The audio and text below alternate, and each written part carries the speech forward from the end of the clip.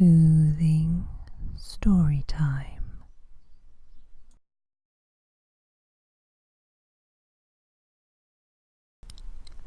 A woodlouse named Alice.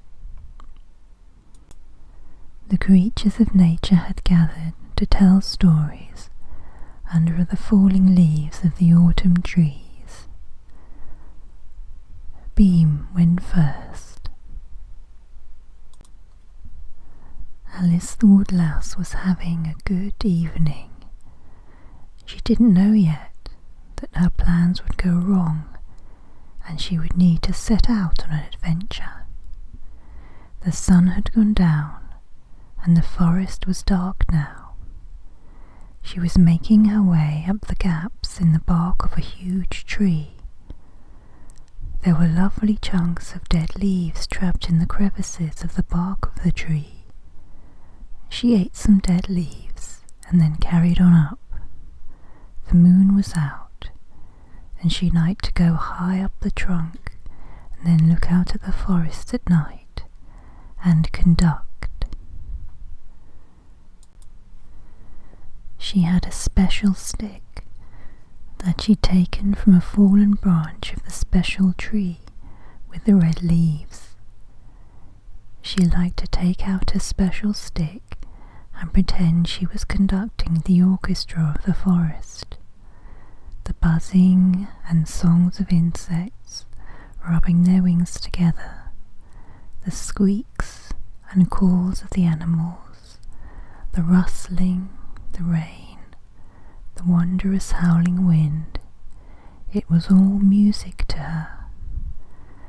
She prized herself out of the gap in the bark and took out her special stick.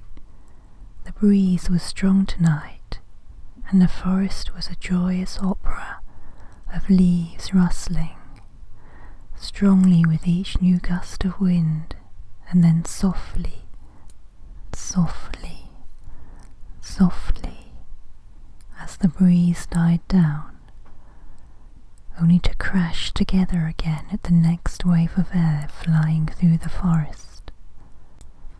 Well, Alice took her special stick and began to conduct, but she was so happy waving her legs about, she overbalanced.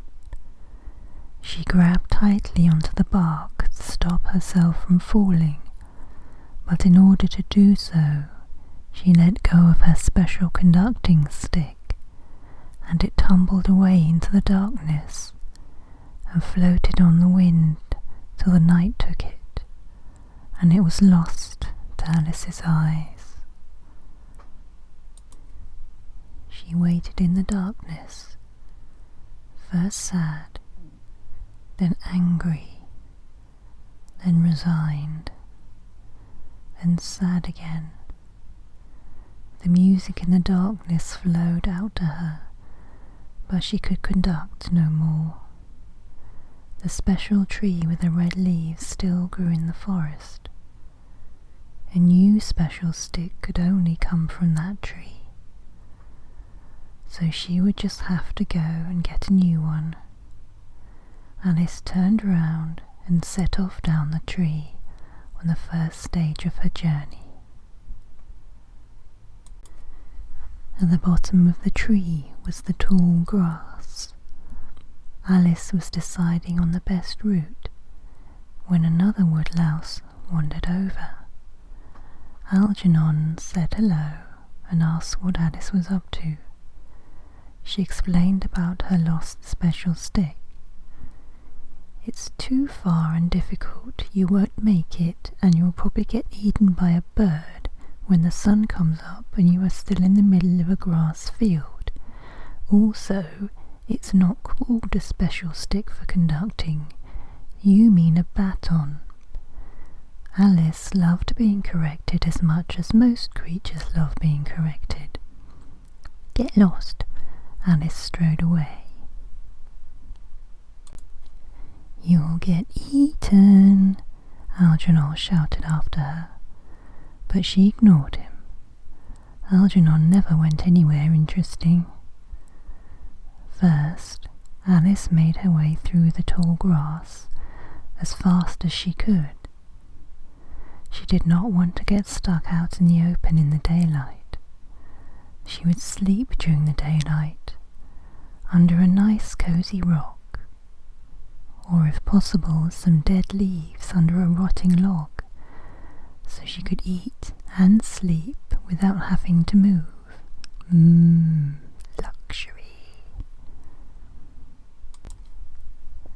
As she bustled through the blades, she found two moths having a row over which flower was the best. Alice told them they were both wrong and carried on through the grass. The moths were annoyed, so they flapped around her, telling her she was wrong. Alice carried on walking and telling them she was right. This went on for several minutes. No one changed their mind, and no one could have been said to have won the argument. In the end, the moths got fed up and flew away in a huff. It had taken a few hours, but Alice was across the grass and had made it to the patch of nettles. She stopped to lunch on a few bits of old plants that had built up under the towering nettles. As she munched, she enjoyed the rustling of the leaves and wished she had a special stick to conduct. It was her favourite thing to do, even better than eating.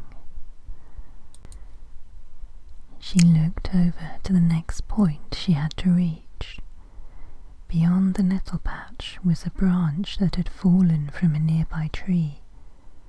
Then there was another patch of long grass stretching out to the trees all around. Alice was deciding on the best way to go when she had a feeling she was being watched. She looked round carefully and saw 8 eyes reflecting the starlight. A spider. She put down the bit of old plant and began to back away. The spider was sitting on a fallen leaf. Alice picked up a tiny twig as she crept backwards deeper into the nettle patch. There was a big gust of wind that blasted into the nettle patch. The spider jumped in fear. Alice threw the tiny twig.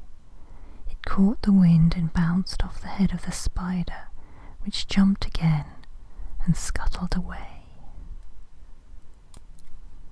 Alice ran as fast as she could through the fallen leaves and twigs under the nettle patch, in case the spider decided to come back.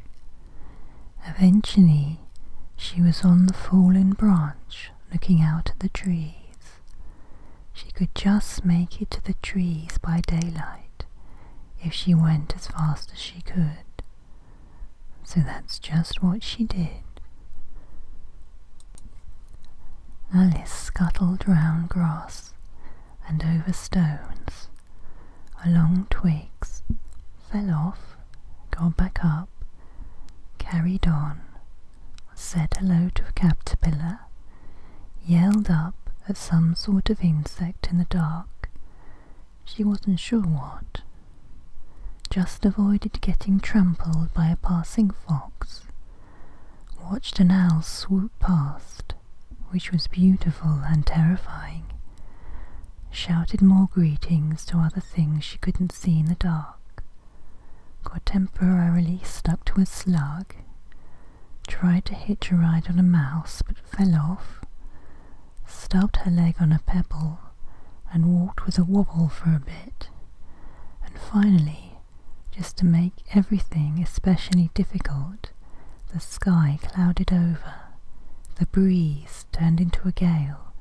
and brought rain clouds that dropped huge raindrops, making Alice run as fast as she could, because when they hit her, she was knocked flying into the air and tumbled off into the grass.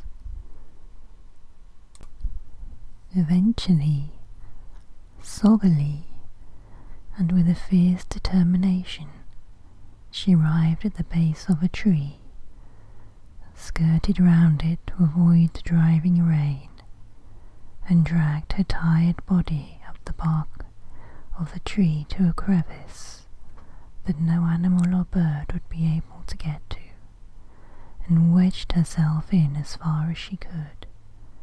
The clouds were lightening a little as the sun came up, but the heavy rain would keep the whole day dark. But Alice did not care, as she ate a few dusty bits of foliage that had ended up in the gaps in the bark. Then, satisfied with a hard night's work completed, she slept. Alice didn't set out till dark. It had rained all day, and it had rained hard. It was still raining. Everything was soaked. There were now large puddles where there had been none, but to Alice they were the size of lakes.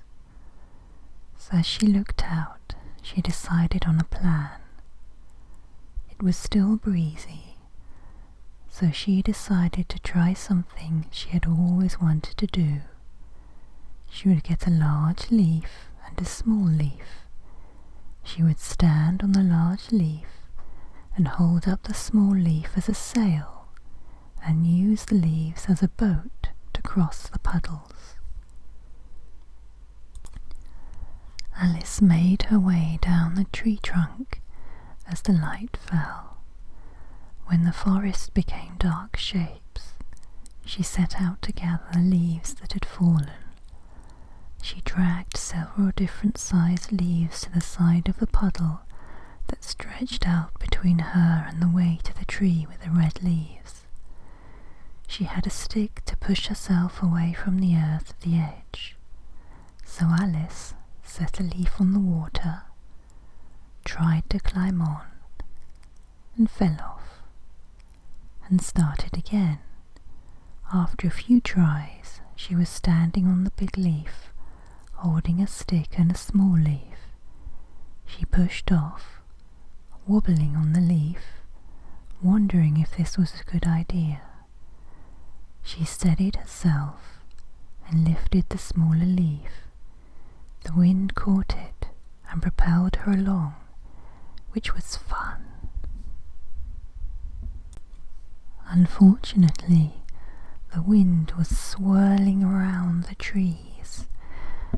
She sailed east for a bit, then west for a bit, briefly to the north, then briefly south. After a while, she got the hang of sailing and only put the sail up when the wind blew in the direction she wanted to go. It took a while, but she got there. Zooming across to the edge of the puddle, she knocked into a patch of grass, grabbed on, and crawled her way up to safety. A little boat floated back out on the puddle, and she waved it goodbye. It was slow going to the next tree. The earth was sodden, and Alice had to crawl on large grasses and sticks, and fallen leaves to keep out of the water. As the night wore on, she saw there was another puddle up ahead, so she began to look around for sturdy leaves. But then there was a rustling and a thumping as a huge rabbit came out of the dark behind Alice.